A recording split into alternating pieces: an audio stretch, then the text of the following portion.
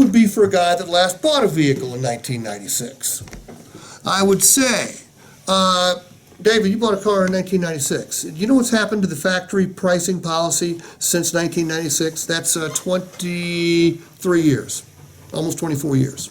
No, I don't. Okay, it used to be the difference between what dealers bought the vehicles for, invoice, and what the MSRP was about this big. And then the factories listened to the consumer. Consumers have been complaining about the back and forth negotiation forever. So what they did was they shrunk the margins. Okay? So even if the internet wasn't around, the margins would still be smaller.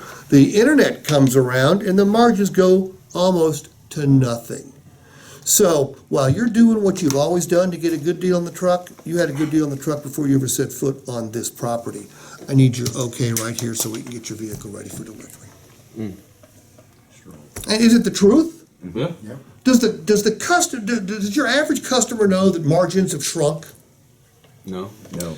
April of this year, both new and used cars, historical lows for gross margins, new and used cars.